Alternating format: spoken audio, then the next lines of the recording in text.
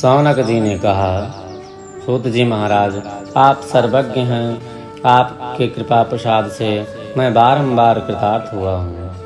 इस इतिहास को सुनकर मेरा मन अत्यंत आनंद में निमग्न हो रहा है।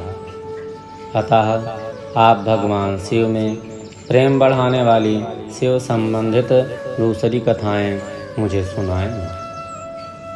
सूत जी बोले, सौनक जी सुनो, मैं तुम्हारे समान गोपनीय कथा वस्तु का भी वर्णन करूंगा, क्योंकि तुम शिव भक्तों में से अग्रण्य तथा वेद वेदांतों में श्रेष्ठ हो।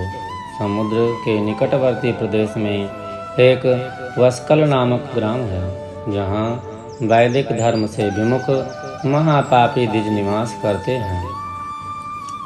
वह सब के सब दुष्ट हैं। उनका मन दूषित विषय भोगों में ही लगा रहता है। वह ना देवताओं पर विश्वास करते, ना ही भाग्य पर। वह सभी कुटिल वृत्ति वाले हैं। किसानी करते और भांति भांति के घातक अस्त्र शस्त्र रखते। वह व्यभिचारी और खल हैं। ज्ञान और वैराग्य तथा सद्कर्म का सेवन ही मनुष्य के लिए परम पुरुषार्थ है। इस बात को वह बिल्कुल नहीं जानते। वह सभी पशु बुद्धि वाले हैं। जहाँ के द्विज ऐसे हों, वहाँ के अन्य वर्गों के विषय में क्या कहा जाए। अन्य वर्गों के लोग भी उन्हीं की भांति कुत्सित विचार रखने वाले स्वधर्म विमुख एवं खल हैं। वह सदा कुकर्म में लगे रहते हैं और नित्य विषय भोगों में ही डूबे रहते हैं। वहाँ की सभी स्त्रियाँ भी कुटिल स्वभाव वाली, स्वच्छंदचारिणी, पापसक्त, कुत्सित विचार रखने वाली और व्यभिचारिणी हैं। मैं सद्व्यवहार तथा सद आचरण से सर्वथा शून्य है। इस प्रकार वह दुष्टों का ही निवास है। उस वस्कल नामक ग्राम में किसी समय एक बिंदुक नामधारी ब्राह्मण रहता था। वह बड़ा अधम था, दुरात्मा और महापापी था। यद्यपि उसकी स्त्री बड़ी सुंदर थी, तो भी वह कुमार्ग पर चलता था।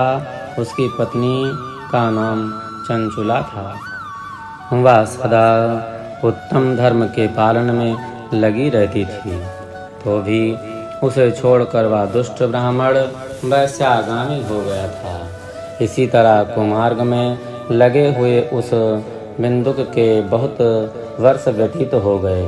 उसकी स्त्री चंचुला काम में पीड़ित होने पर भी स्वधर्म के नाश के भय से क्लेश सहकर भी दीर्घ काल तक धर्म से भ्रष्ट नहीं हुई, परंतु दुराचारी पति के आचरण से प्रभावित हो आगे चलकर वह स्त्री भी दुराचारिणी हो गई। इस तरह दुराचार में डूबे हुए उस मूढ़ चित्त वाले पति पत्नी बहुत सा समय व्यतीत होकर गए।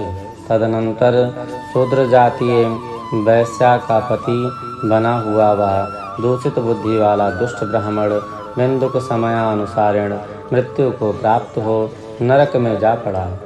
बहुत दिनों तक नरक के दुखों को भोग कर वह मूढ़ बुद्धि वाला विंध्या पर्वत पर भयंकर पिशाच हुआ। इधर उस दुराचारी पति बिंदुक के मर जाने पर मूढ़ हृदय चंचुला बहुत समय तक पुत्रों के साथ अपने घर में रही। एक दिन देवयोग से किसी पुण्य पर्व के आने पर वह स्त्री भाई बंधुओं के साथ गौकर्ण क्षेत्र गई। तीर्थ यात्रियों के संग से उसने भी बहुत समय जाकर किसी तीर्थ के जल में स्नान किया।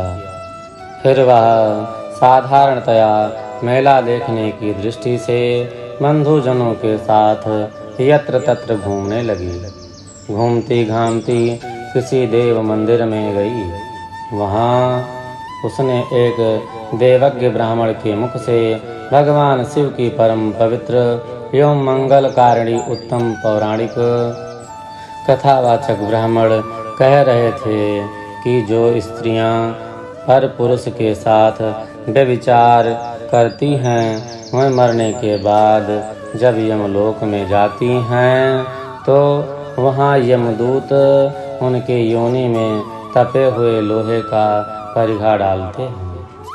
पौराणिक ब्राह्मण के मुख से या वैराग्य बढ़ाने वाली कथा सुनकर चंचुला भय से व्याकुल हो गई, कांपने लगी। जब कथा समाप्त हुई और सुनने वाले सब लोग वहाँ से चले गए, तब वह भयभीत नारी एकांत में शिव पुराण की कथा बाँचने वाले उन ब्राह्मण देवता से बोली।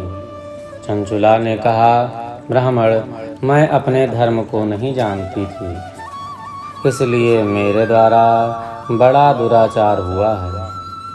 स्वामी, मेरे ऊपर अनुपम कृपा करके आप मेरा उद्धार कीजिए। आज आपके वैराग्य रस से ओतप्रोत इस प्रवचन को सुनकर मुझे बड़ा भय लग रहा है।